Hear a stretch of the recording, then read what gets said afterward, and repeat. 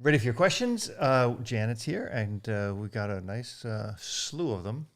So let's get rolling. Okie doke. Mike M. says, how do you stop and prevent demand barking during training sessions? A perfect example is your light bulb game. We start off fine and perfectly quiet. After maybe 5 to 10 repetitions, she begins to bark like crazy for the treats. What am I doing wrong in the first place, if anything? How should I correct the barking? Is it just a matter of waiting her out enough times repeatedly that eventually that behavior will fade away, or is there a faster route? I'm worried that trying to train through her barking is reinforcing it, much as I strive to never reward her until she is quiet again. Yeah, that's very good. It's a really good question. Yeah, it's a good question. You know what it made me think of is Dwayne with his blinds barking a little bit. Yeah. So a lot of times it's a frustration, right? Goofy, stop licking. It's the dog is getting frustrated, and it happens especially, as you'll agree to, when you repeat something. The dog does it correctly, and then you repeat it, and then you repeat, then you ask him it again, and he repeats it, and he's done it right 2 or 3 times. He's going to start to think, maybe I should do something different, but he doesn't know what the different thing he should do is. So he's going to start barking at you, and then he's going to spin, and then he's going to jump, and he's going to do different behaviors. So a couple things I would do. One is continue to train like you're training, but if the dog does something perfectly, throw a huge party, play with the dog, do something with the dog, reset the dog's mind that they did it. Yeah, you did it. Because if you, let's say your exercise is go out, like Janet's using her example for blinds in hunting. But with a go out, it would be the same thing. So I'm going to say, go out, go touch your pole. And he goes out and touches it. Yeah, good boy. And you give him a cookie. And you go, okay, go touch your pole. And he goes out and touches it. And you go, yeah, and you give him a cookie.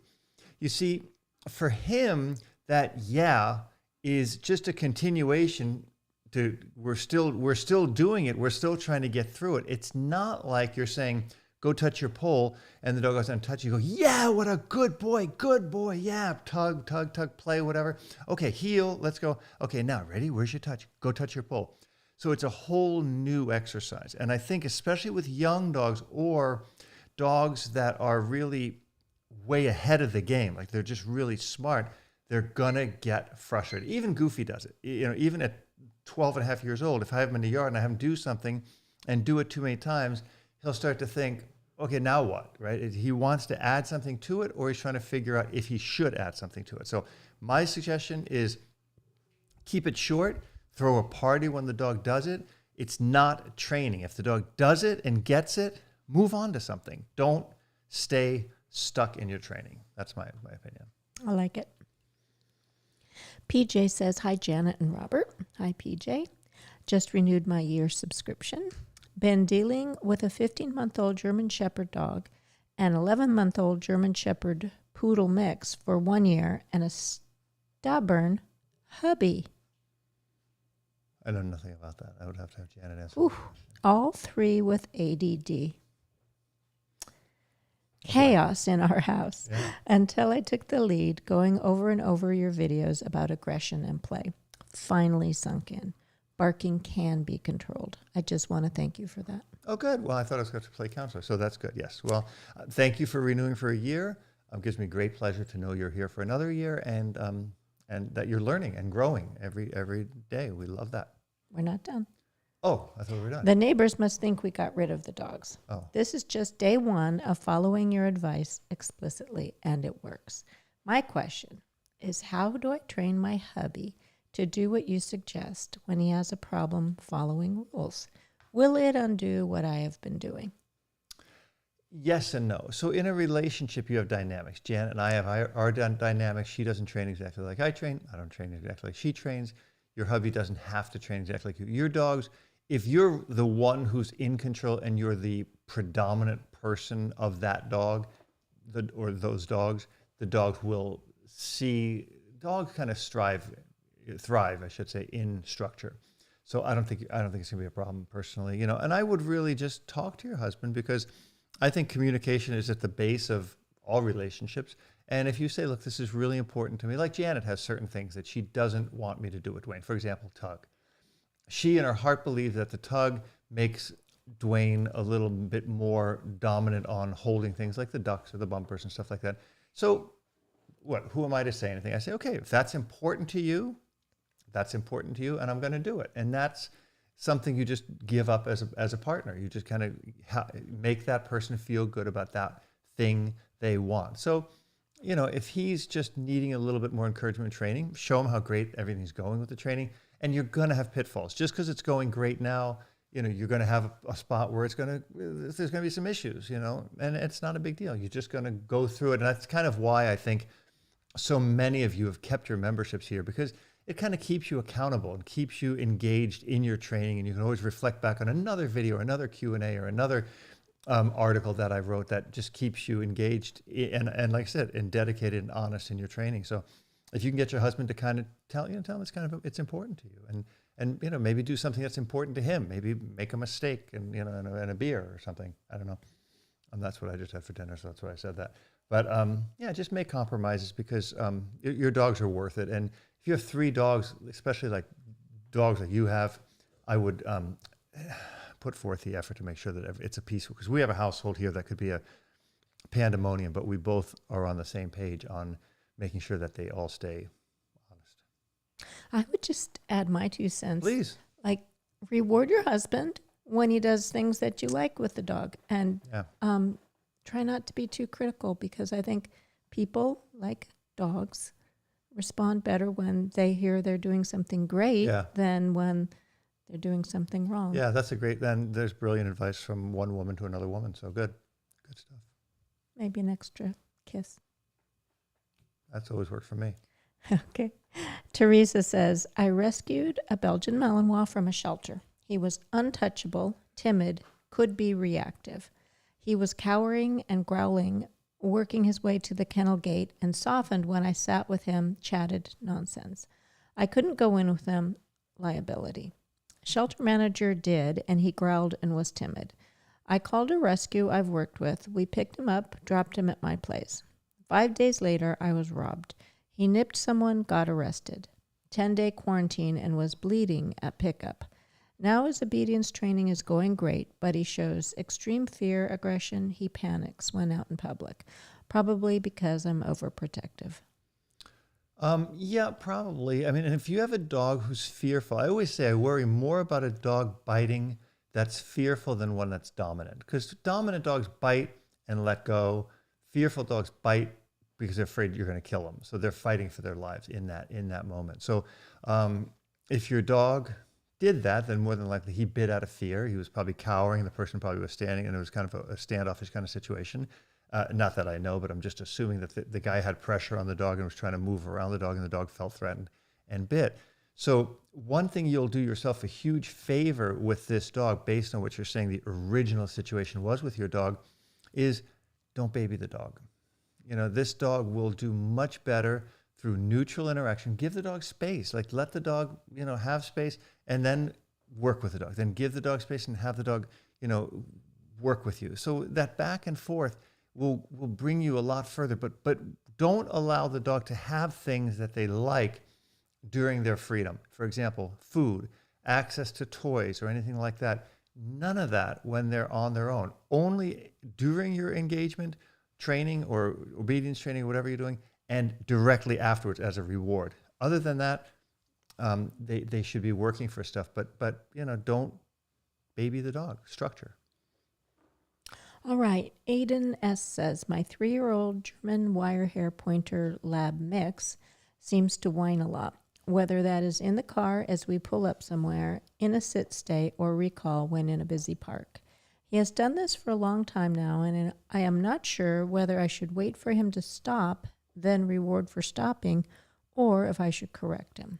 I have found that when I correct him in a sit-stay while whining, he tends to come out of position. I do have a video if there is a way to submit this. He is a pretty soft dog, as in he doesn't seem to have a lot of confidence. I got him during the pandemic. Any help and guidance is massively appreciated.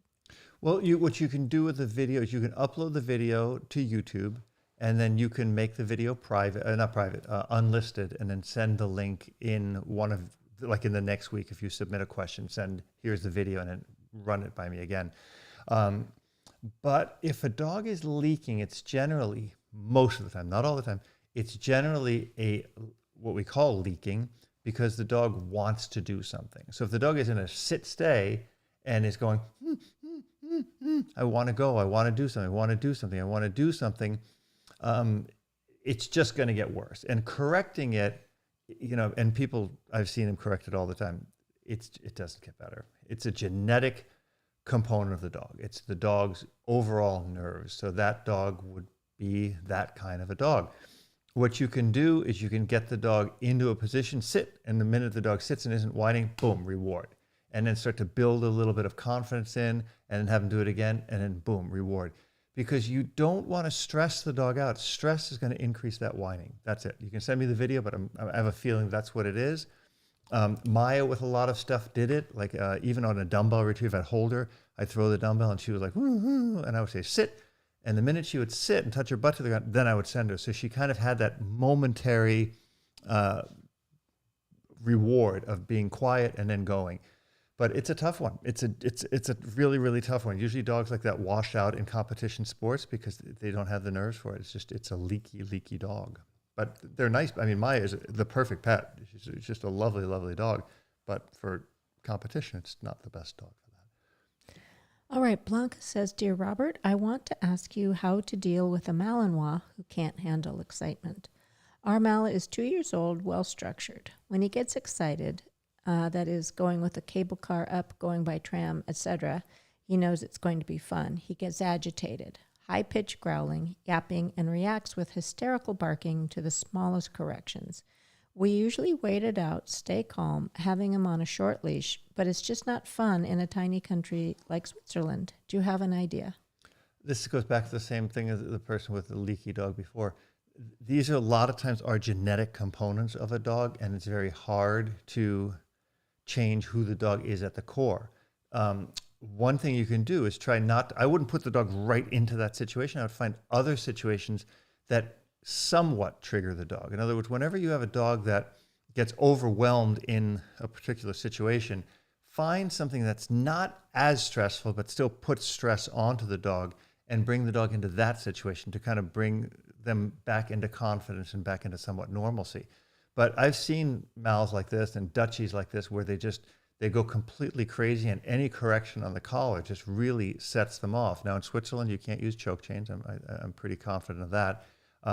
So you probably have the dog on a flat collar, and then you're probably holding the leash tight because you have the dog close to you because you're in a little tram, and that pressure on the dog is making it worse. So you want to try to get the dog on a loose leash. What I would probably try to do, just for giggles, is have some food with you and have the dog sitting and seeing if the dog will be quiet, and then just start feeding the dog a little tiny bit of food while he's quiet. If he's noisy, no, sit.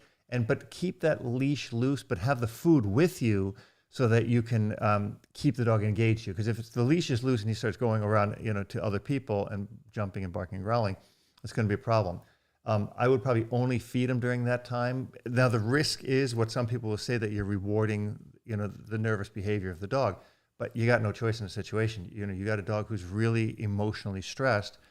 You might just be able to find these moments where the dog is being quiet and try to reward those. That would be the best thing, besides getting the dog into a medium or lower stressful situation and trying to get the dog to calm down. But the tight leash is what's going to be your worst enemy, because when it's tight, the dog's fighting that tightness and is making it worse.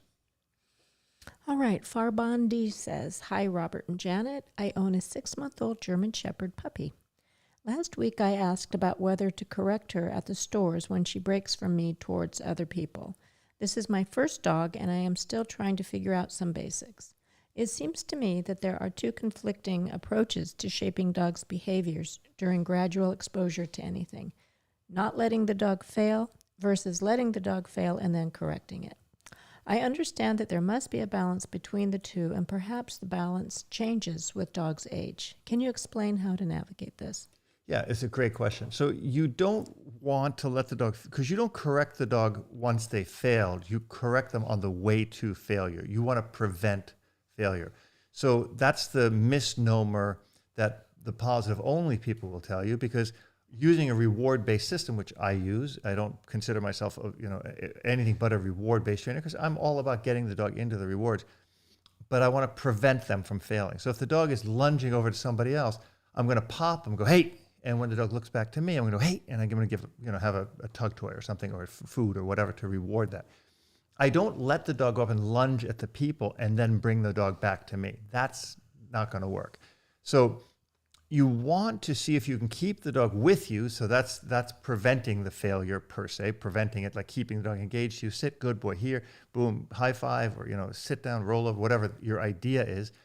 And the second part, which is going to go right in with the first part, it's not part A and part B are really separate from another. They're part of one another. So if I can get the dog to sit, pay attention to me, and I can reward him, good boy, and then suddenly he breaks and runs over to somebody, and I pop him on a leash and go, hey, and he turns back to me, and then I give him another reward because he's coming back to me, that's one and the same. So it's not this really conflicting information. Conflicting information only really comes from a portion of the dog community that only thinks their way is the only way to train a dog. I've talked to so many dog trainers. I've been contacting more and more people who are good balanced trainers online, and we're all trying to form some kind of an alliance, because our message is, I think it's all the same. Maybe I say it one way, maybe this guy says it another way. Good dog training is good dog training. It really is. So balancing that out, that when the dog goes to make a mistake, prevent them from making that mistake. If a dog is going to run into the street, for example, don't let him run in the street and get hit by a car. Pop him back, and when he comes back, go, yeah, good boy, come here, and sit, and reward the sit. And when he gets up and starts to break, you correct it again. So it's just fine-tuning that, The thing I don't like is corrections on small puppies for things like biting, or not sitting straight, or not sitting right, or not sitting fast enough, because those are corrections for what the dog can't do yet. And it's important to shape behavior and shape confidence and shape experiences and, and shape relationships with us, so that we don't end up being bullies to our dogs. And the perfect example of that is sitting across from me with Dwayne. She was so great with all that stuff. She was so patient, so nurturing, that it taught me a lot in watching somebody raise a puppy, because I had never lived with anybody raising a puppy, but watching Janet showed me a different way, because I was very controlling with my dogs. I always was very controlling. And Janet is not like that. Janet is very free with the dog. So Dwayne could do things, and, he was chewing on something, and like my immediate reaction, like, knock it off, don't do that, and then be upset about him chewing. And Janet was like, oh, I'll buy another pair of shoes. It's not a big deal. But it built a really confident... I did not. You did too. I did not. I did. I still have those shoes. Well, I'm sure you do, but they were destroyed. They were chewed. No, they weren't destroyed. Okay, they just had a little nicks. Trust me, they had a lot of teeth marks. There's There's a whole new thing for Gucci. No, I wore the them new the Gucci other day. style. But the point is, she didn't let little petty things like that upset her, where I tend to be that guy who's like, I don't want the dog doing this, and I don't want the dog doing that. And you end up with a dog that's like, and Goofy is very much a product of my raising, which he's an amazing dog. I couldn't ask for a better dog than Goofy. But he knows if I go, hey, he's like, oh God, I'm in trouble. I don't get in trouble.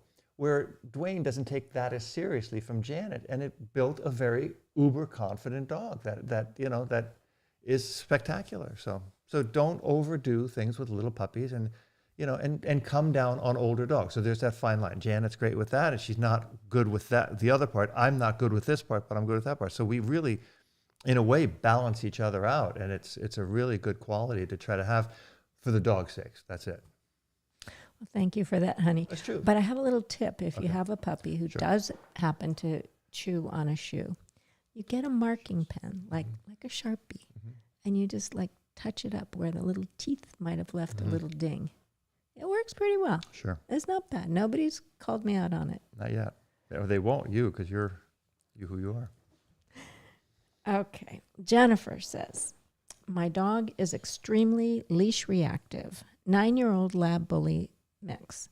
When we are out walking and she sees another dog, she goes absolutely bananas. Barking, lunging, doing the helicopter. It's quite the scene, and she could easily be nicknamed Cujo while doing it. What I try to do when we see an upcoming trigger is turn around and change directions, but sometimes that is not always possible. Is there anything I can do to make our walks more enjoyable? I find that I walk her a lot less because of this, and that is just not fair to her. Yeah, I would wonder what collar you're using on the dog, because a dog that has that high degree, and pits especially, that have that extra level of stimulation, sometimes certain collars, like a prong collar, can set that off because they're pulling against it and then they feel the bite on the prong. So as much as I'm the hugest fan of prong collars, and I use them all the time, I love them, as well as e-collars. Some dogs, they're not right for, right? That doesn't mean they should be banned, but it means you should make a choice that that's not the right tool for that dog. So I would try switching to just a plain old slip lead, just a British slip lead. You can buy them from Mendota, makes a really good quality one, and Dynamic Lead makes a really good quality one, because it's a very blunt but yet constricting correction on the dog. That would be one of my number one tips. If you're using a prong or something, try to go to a slip lead that would just be cloth and try that. If you're doing that, write another video to me, and Janet has an input too. I have a question. Okay. You wouldn't recommend a chain collar instead of a prong? Well, sometimes the chain will set them off too, because it still has that tick, tick, tick sound, which sounds similar. And in the old days, people loved the chain collars, especially the old fur savers, because they had a real clanging sound.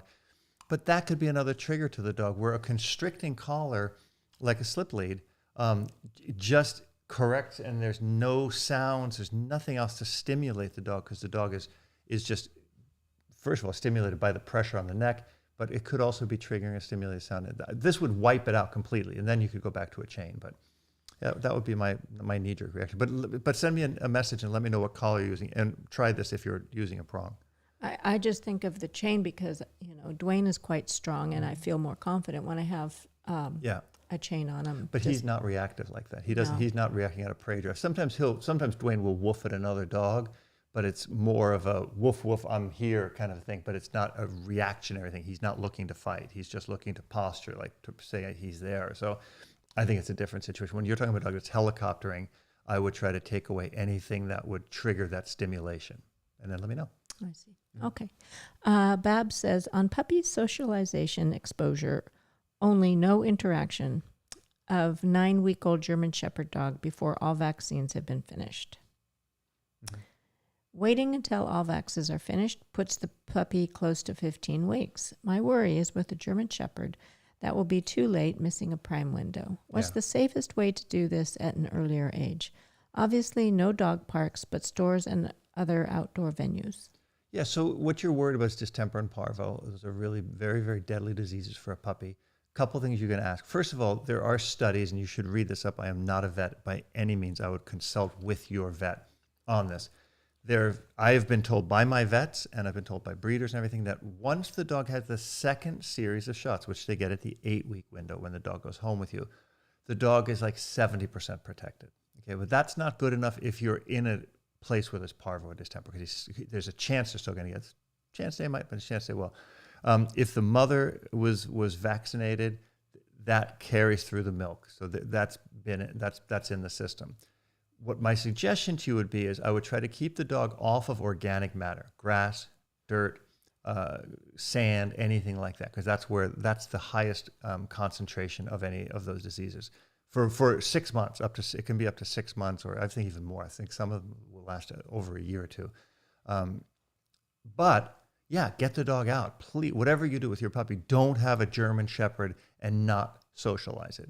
Please, just get it to Home Depot, get it on your city streets, like over in little shopping centers, little coffee shops and stuff like that. Janet had Dwayne out at 8 weeks, and Janet took him to the park. And Janet was very careful and was not letting him play with other dogs or anything like that, but she wanted to get that socialization. And even though she sometimes just put him in the crate, and while she was doing agility with Jimmy, he got that exposure to be around those dogs and seeing those stimulations, but wasn't really engaging with them. So no direct contact with other dogs unless it's other puppies that are safe.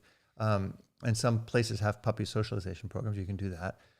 But definitely get the dog out especially among people. That's going to be your big thing. You're probably not needed to play with dogs, but let people see him. Let the dog be fed by you. Maybe a couple of people pet him, especially a young puppy. Kids, big thing. German Shepherds You want to get them neutral on kids. Any herding type dog, any high drive dog like that's really. I used to take Goofy to the park in Malibu by my house, and I would take his food, and these kids were going on swings and down, and they had those rubber floors on the outside, so there was nothing I was worried about. So I would always have him with treats, and kids would run by, and Goofy's bulletproof around kids. He doesn't care. So yeah, very good question, by the way. Okay, Wesley R. says, 15-week-old Mal. We have been working on an out command. In play and drive, she is really great, and with a bully stick, I have been trading treats for the stick. Today I tried to out her bully stick, and she took the item into a corner and gave me a protective look with her hackles up. I came to her level and tried to de-escalate her, but also continued to work the out. My guess is that a lot of this is puppy emotions, her mouth hurting with teething, and not being ready to out without a trade-off, such a high-value item. Should I continue to do trades with treats for the stick until she matures more? Yeah, for sure. As long as don't go to the dog's level. So that's one thing. What you want to teach the dog is that you are above the dog. So when you get to the dog's level, it can be very intimidating for the dog, right? You want the dog to know, and this is going to sound, it's going to make sense when I get through it, because when you're above the dog, you're more dominant over the dog. So you would think that's more intimidating, but that's a natural thing for the dog to know. I'm in a subservient position. If you get down, now it's an even level, and now the dog can challenge that level. They won't challenge the upper level. So if you feel confident, yes, continue to trade. If the dog is getting overprotective of something, take things that are super high value. Like with Goofy in the beginning, he was gnarly, reactive with food. So I started I always had 2 marrow bones. I would let him chew on this one and then chew on that one. Because the first one I gave him, I couldn't get it back. He was just going to kill me for it. And I didn't want to be too hard on him. So I kind of let him have it. And then I got another one, and I would do this. He can chew on this one, and I would bring this one in. And the same with a bully stick. Just have a really high value reward that you can use, like maybe a piece of meat or his favorite treat, and hold the bully stick and say out, push the treat into his mouth. He'll back off of that, give him the cookie, and then another cookie, and then sit, and then let him, put a sit or some kind of an obedience into the dynamic before you give it back to him. So don't just take it out and then give it back to him. Take it out, sit, wait, down, good, then give him the thing. So he knows there's things expected of him before he gets that. But those are 2 great questions. A lot of good questions. Yeah, a lot of great ones this week. Okay, Linda says, how do you gauge e-collar levels and know what is the appropriate level and when? Do you ever use it punitively? I don't use it punitively because it's such a valuable tool that I don't want to mess it up. And punitive things tend to destroy your relationship, your bond with the dog. So e-collar level's easy. First of all, I always take an e-collar and I put it on my neck, my hands, my arm first. I never put an e-collar on a dog. And I always go through as many levels as I can feeling it, because I also want to see, like with a lot of collars, the Martin collars that I recommend, you can go into the app and you can adjust. Okay, this one goes, number 1 is 10 milliamps. Then number 2 is 25 milliamps. Now number 3 might be 100 milliamps, and then you might be into 300 milliamps. So some dogs, the jump from a 4 to a 5 might be too great, and that's something you can't fix in the other collars because you can't adjust that system. And I don't think any of the other companies are ever going to, with the way e-collars are going now, I don't think there's going to be that much technology. I think Martin Systems got it, and if they're going to give it up, it's going to go out the window. But this is a very smallest percentage of dogs, by the way. With some dogs, it'll go from a 5, they kind of respond, but a 6, they'll be like really startled by it, where 7 is then too hot. Find your dog's base levels. I've got plenty of videos on how to do that. And make sure put your collar somewhere on you, on your arm, and go from a 6 to a 7 and it's gonna startle you. If you're not used to electricity, like every time I put the TENS unit on my back, and I've had a bad back for the last 3 weeks, when I first turned it on, it was kind of jolts me. Janet has no problems with it. She can put the TENS unit on 10 for her, and she's like, oh, this is great. She's very, very solid like that, solid nerves. I have thinner nerves, so I do. So I don't respond well to it. But know the levels, know what it's doing. Like it might a 5 to a 6 on a lot of collars if it's a 1 to 10 collar, or like the dog trips, which go from 0 to 127. There's a spot in there where it's definitely a big difference. So find those levels, find your dog's levels, work them, and keep an eye on your dog. Make sure you have very good fit. If at the very least, make either my ultimate e-collar hack so you can move those prongs to the side. I hate prongs on the front of the dog's neck because it's the narrowest part of the neck. Makes no sense. They should always be on the side. Or if you can afford it, buy yourself the Martin extender or the Martin system. It's on the shop page. You won't be sorry. All right. Melissa says, hi, R and J. Hope all is well. Everything's really Everything's pretty well really there. well. My back's better. I have noticed some odd behavior with Anubis. Not sure how to handle it. He can be on the train or the bus and doesn't bark at anyone, even if they talk to me. But on the street and in the station, he'll bark at most people who try to talk to me. Some I understand as they are under the influence and it sets off nerves in me, PTSD. I try to control it. He'll sniff folks okay. Never been keen on strangers touching him. To be honest, he moves away. I have been rewarding for staying near me and calm, but I think he's taking Mick on this. He'll keep going if I wait him out 5 minutes. He's not much better if I give him nagging corrections either. I'll try luring into a position and he'll bark in it regardless. Taking him away and returning often does the same. He'll often start again. He has a Schutzhund temperament assessment on Saturday, too, so I don't want to squash drive for there if he passes by doing something wrong either. Clearly, I already have because this is just haywire as I can't trust that he won't react. He's already nipped someone in the bum. Hoping Schutzhund may help channel discipline him more. Well, if he's nipping people in the bum, it's generally more of a fearful type thing. And, and Schutzhund, he may not be, and this is something you should really tell the people, he may not be a viable contender to be a great Schutzhund performer, which is not a big deal, but it may help him build confidence, right? You want to build confidence. You're going to want to really be careful with whoever's doing Schutzhund with a dog. Not saying, everybody, but a lot of the older style trainers will put a lot of pressure on the dog and they won't have the patience to really work with a dog to bring them up. Somebody like Danny Craig used to be so amazing with dogs. He was so patient, loving, and compassionate with the dogs. And, same thing with guys like, Frank Phillips and Peter Sherrick and these people. But some of the yahoos at local clubs just really want to get in and practice and do their thing and be done. I do believe that taking the dog away and returning and continuing that cycle is your best bet. The nagging corrections when the dog's in front of somebody doing something, it's not going to work. It's just not going to work, especially on a dog that's kind of a little thinner on the nerves. But removing the dog, when the dog is away, sit, then bring the dog back in, sit. So the dog understands, okay, I have to do it when I'm away from the person, I have to do it when I'm here. And you just need to get people to kind of let you work through those things. So if it's just on the street, it's not going to happen. And, dogs in general, I don't know why people have this desire to have their dogs be around all these people. If the dog is with you, the dog is engaged to you, the dog is not doing anything, and somebody comes up who's, got alcohol on their breath, the dog is going to sense something's off, especially in a crowd situation, especially a dog with thinner nerves. So that's something you have to keep that dog away from. Really, you really, really will. But if you can get the dog away, sit, and then bring the dog back, sit, and continue to repeat that exercise, that, in my opinion, is really the best way to get the dog to be confident, to know that that behavior is not going to be tolerated here. I'm going to be moved away, put in obedience, and then be brought back. All right, NIKKI R says, 16-week-old male German Shepherd mix was charged by an off-leash Frenchie. No contact was made thanks to my older dog intercepting.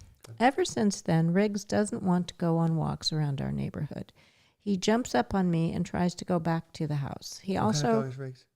Male German Shepherd mix. Okay, got yeah. it. He also runs away from other new dogs, especially if they bark, even if it's not at him. He will do a little whine, growl type of noise, run either to me if off-leash in our yard, or tries to climb up on me when out socializing. How can I help him get back to being either friendly or neutral to other dogs again? Thank you for your time. So don't let him, this is one of those questions, how do I get my dog to not do that? Don't let him do it, right? So if the dog is trying to climb up on you, no, sit, be real calm. Hey, sit, have a lure with you as a young puppy, reward the dog, get the dog in that position, get the dog to understand whatever you're going to ask him to do in the environment, in the stress situation, have him doing it in your yard, in your kitchen, in your living room, wherever first. He must be successful at that behavior with zero stress before you introduce even one drop of stress. If you can't do it in your kitchen, your living room, or your backyard without any stresses, then he's not ready to do it in the street. It's not fair to the dog, completely unfair. But if you can get him to be confident there, and then you can get him in your front yard, and then you can get him on the sidewalk, and then you can start to kind of control that environment, there's going to be the wild chance that there's going to be an off-leash dog. There's just nothing you can do. So when that happens, I mean, maybe just scoop him up and take him away or whatever, that's fine. But don't let him dictate, I want to run up on you, I want to do this, I'm running behind you and all those things. Try to get the dog at a distance to the stimulus to sit, to down, to look at me. I'm going to give you treats, cookies out of my mouth if you're looking at me. Those are things the dog must do. But if he's starting to jump up on you, have the leash, say no, sit. Be real calm. Don't yell at the dog. Don't get upset about it because that's stressing the dog out. No, sit. And the minute he sits, good boy, give him a cookie and then walk him away. Bring him back in. It's really about patience and perseverance, but you must build the trust in a completely neutral environment, especially a dog that's had some kind of a bad experience. So that's where I would go with it. Joanna says 2.5-year-old Malinois mix, female. We have her on a prong when people visit. She gets very excited when people come over. No issue with people she knows. If someone new comes over, she barks a lot. Then she watches them sit or stand still. Once they move or get up, she gets aggressive and jumps to them. She never did anything because she is on a prong and she's being corrected. I keep her in a distance at my side, have her sit or down, and if she breaks, I correct her. The issue has gotten worse lately. She's not fixed, not sure if it's hormones or overprotection. Thank you. Well, it depends. I mean, the thing with generally, the estrogen in a dog is not, unless they're on their heat cycle, is not going to make them more aggressive. Neutering or spaying a female too early can create more aggression because it squashes the estrogen drive, which is a balancing hormone to aggression. That's the truth of the matter. More than likely, she's being overprotective, so you're going to need to fix that. And I'm just wondering if the prong isn't stimulating her. That is just another thing to do. The prong is a great tool for certain things, but some nagging corrections on some sharp dogs or some thin-nerved dogs will tend to escalate frustration. And a lot of times people use prongs in protection in a really good way where they're tapping the prong to frustrate the dog, to build agitation, which is what you want when you want the dog to be more aggressive or biting. So think about that. Maybe put a slip lead on the dog just to try it. Again, I'm going to try to always tell you guys, try this or that. And then people might say, well, he doesn't like prong collars. I love prong collars. I love e-collars. But you must determine, one, the right tool for your dog, and two, the right tool in the right situation. Like with Goofy, I can use any tool on him. But in certain situations, I know an e-collar will work better than a flat collar, or a prong collar might work better here than an e-collar. For example, if I'm working on really nice tight heeling and I want to do corrections with Goofy, I'm always going to use a prong. But if I'm using things for like sharp movements that I want, like a crisper down or a crisper sit, I'm going to use an e-collar. So I know the tool, and you, as you learn from the lessons here on the site and then put it to play with your dog, you'll say, oh, that's funny. The dog responds better with this tool and this situation and this tone and this intonation and this stimulus. And that's how you start to learn your dog. It's really what my lessons are here to do, is to help you build a relationship with your dog, not to fix the relationship or not to command the relationship. That's useless. That would be the dumbest thing to join a training site for. It's really to teach you and how to evolve your relationship with your dog. That's the benefit you want to get out of being here. So watch the tool, and then and I wouldn't think it's because she's not fixed, unless if she's on a heat cycle, 100%. But if she's not, that's not going to be it. All right, Nikki R says, you suggested that I give my pup bones to chew on. I have read on your site you recommend raw bones. My question is, what type of raw bones? Example, marrow, knuckle, beef rib, turkey necks. I have a 16-week-old Mal German Shepherd mix and a 10.5-year-old German Shepherd mix. I would like to start giving them both bones rather than lamb ears to chew on. My vet says no raw bones. Still trying to find a good vet in my new area. So any recommendations would be greatly appreciated. Thanks for your time. So I'm not a vet, so I can't give you medical advice. I can give you health advice, like what I do with my dogs. My dogs eat raw bones.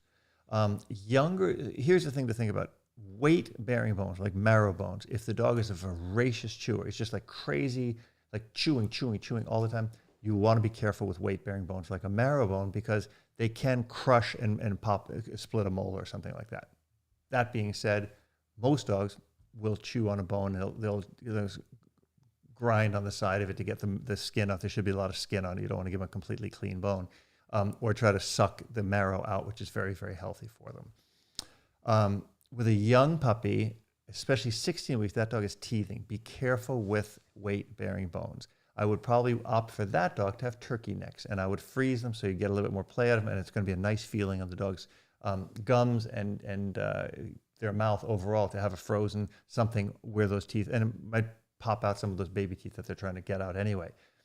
I like lamb bones are also good for younger dogs and as older dogs too. I mean, if you think about a German Shepherd, if they killed a lamb, they would eat the whole thing, bones and all, because they're soft. And then knuckle bones are a really good thing. You got to be careful with the knuckle bones because the knuckle bones, since they can eat almost the whole part, the marrow in the knuckle, that if they consume too much of it, they can just, get a little bit of runny stool. So you want to add some extra fiber in there. Okay, Paul says, our vet suggested that we start bite training him.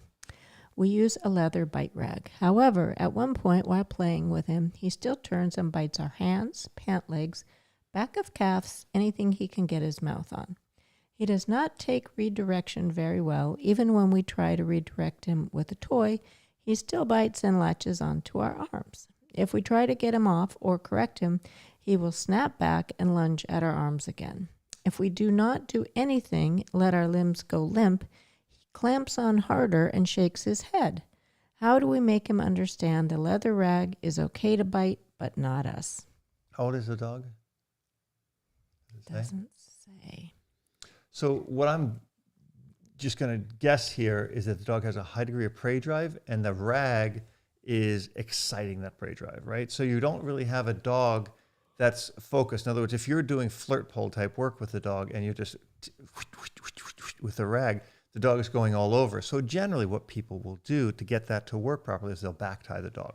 They'll have somebody running a back line or tie the dog off on a post so that the dog is at the end of that line. You're teasing.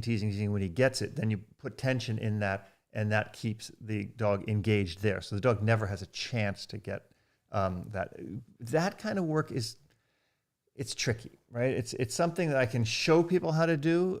I like doing it, but if it's not done perfectly, you're gonna get bit, right? And then if you start correcting the dog for that, you're correcting the dog in this drive. You want this insane drive for the object, but it needs to be more controlled. And the control is going to come from you in not letting the dog fail by biting your calf or your hand. If he's getting to these areas on you, the dog is just running free and you're hoping that he can bite on something. That's not the right way to do it. I would really try to get to either a ring sport club or an IGP club and have them show you how to do this. But without a back tie on a dog, the dog is just going after everything that's moving, especially when you're doing rag work. Rag work is really built in a high prey type situation. Some people don't like to do that too early on with the dog because it builds too much prey drive in the dog. So I would try to fix your game of the flirt work because you're getting the dog into an excited drive, but he's free. So you're either gonna have to harness the dog and back tie him or have somebody hold the line on the dog so he can't get to you. All right, Santi V says, I live in a big house with quite a big yard. First thing in the morning, I let her out to go to the bathroom and roam free while I'm having breakfast. After breakfast, I take her in the garage and make a session about 5 to 10 minutes of engagement training and lock her back until I come back from work. Then I usually take her for an hour walk and afterwards allow her to be free in the yard for 1 or 1.5 hours. Then I lock her up and every 1 or 2 hours take her to train and play. My doubt is if it's recommendable to let her roam free unsupervised. Thank you. How does the older dog is? No. So I'll tell you this. Letting the dog roam free and then expecting engagement like obedience or something like that is counterintuitive to the dog. Because what happens if the dog is going to do something to make you happy to get something, whether that's a toy or freedom. So if the dog is running free and then you expect, especially in a nice, beautiful big yard, and then you get the dog and you put a line on the dog and you're like, hey, sit, hey, look, hey, heel, hey, this. The dog's like, wow, this sucks. I went from all this fun freedom to being yanked around to do this. Instead, what I would do is have the dog confined in a crate or a kennel, take the dog out, give the dog some cookies. If the dog is paying attention to me, then let the dog run around, right? So you allow the dog to work towards more freedom as opposed to taking away the freedom. But I think your dog, I think this, every hour thing, I think it's just too much on the dog. The biggest mistake people make in training, and I made this mistake 12 plus years ago, is overtraining. Training should be something super, and your dog will learn. The funny thing is, like I can see it with Janet, with her dog, with the agility, she would take her dog a couple, 3-4 days a week for an agility lesson. But in that agility lesson, the dog only worked for 20 minutes maybe. But that 20 minutes a day made Dwayne an amazing agility dog, right? Like he knows all his contacts, he knows all his objects, he knows directions, go left, go right, go do this, go do that, in just 20 minutes a day, right? And that's not even 7 days a week. So too much training breaks the dog's spirit, right? And it makes the dog not want to do it. Believe me when I tell you, mammals learn, especially dogs and humans, learn quickly in limited training situations. You don't need to study 8 hours a day to become, good at something. If you literally practice guitar for 1 hour a day, you could be a great guitar player in a couple of years. But people don't do that. People go, oh, I'm going to do it for 6 hours a day. And then, after like 3-4 months, like, I can't do it anymore. It's too much. And that's what you might be doing to your dog. So I would limit it, give the dog a lot of free time, play, train, then play, then freedom. And I would keep it shorter than what you're doing. That's my opinion. Okay, Joe D says, I have a 5-month-old German Shepherd puppy. She is on a good schedule with lots of crate time and structure. Sometimes she will, out of nowhere, just dive down and bite at my feet and legs. After I remove her mouth, I will make her sit. Then she will stare at my feet and motion toward them, bark as if trying to get me to move away. It's almost as if she is effing with me. Well, I tried to remove her mouth and say off. I've tried to turn away or leave the room. I've tried to hold the scruff of her neck and get her to settle. Just not sure if I'm on the right track here or if I need to be doing something else. I think you got a 5-month-old puppy. That's just what you got. A puppy who likes toes. Yeah, puppy likes it. And it's a German Shepherd. I mean, it's a herding dog. So when you take her off and then she's sitting there and she's looking at your toes and she's doing that and then woof, woof, woof, she's trying to get you to move. And when you move, she's going to bite you. That's just the way it is. So you can put her up at that time. You can enjoy it because it's going to go away. It's going to go away. I promise it's going to go away. But while you're in it, you just think you signed up for hell. You just think you're in hell. And I get it. I've been there. Trust me, I had a Malinois, and I know what you're dealing with. I would just say, just deal with it. It's going to happen. It's going to go on for a couple more, 5-6 more months.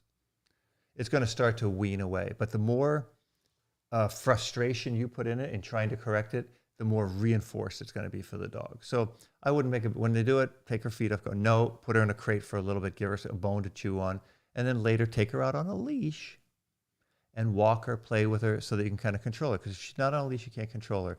And when you have a puppy, Malinois, German Shepherd, Rottweiler, Doberman, Aussie, any kind of working dog that wants to work, that's just what they're going to do. Enjoy it. Because the dog's going to be old one day and you're going to go, God, I remember now all the great times when Goofy did that. And I was, a couple times I was upset about it. I say, I wish I wouldn't have done it. And I kind of hope in my heart that when I bring another puppy in, that I'll be more forgiving of it. And I hope that my words to you can help you enjoy this little puppy phase, because it's not going to last forever. All right, Anja says, hi, I have a 1.5-year-old pit bull, Zazu, recently started showing possessive behavior toward me. Until now, no problems. She's very playful, got along with everyone, people and dogs. Until recently. We live with my new partner that also has a dog. Lola, well-behaved and well-trained, uses prong and e-collar because of strong drive for cats and deers. As long as my partner is alone with them, they can be free and it's okay. Once I step into the room, Zazu feels very protective of me and even attacked Lola because of that. I don't want to make things worse. How should I proceed? Thanks, Anja. Well, so you're seeing that the dynamics of one person can change the dynamics of two dogs, right? So when a dog is very possessive or, overbearing on a person, it usually happens to somebody who's very kind and sweet and cuddly and that with their dog. You need to change your game.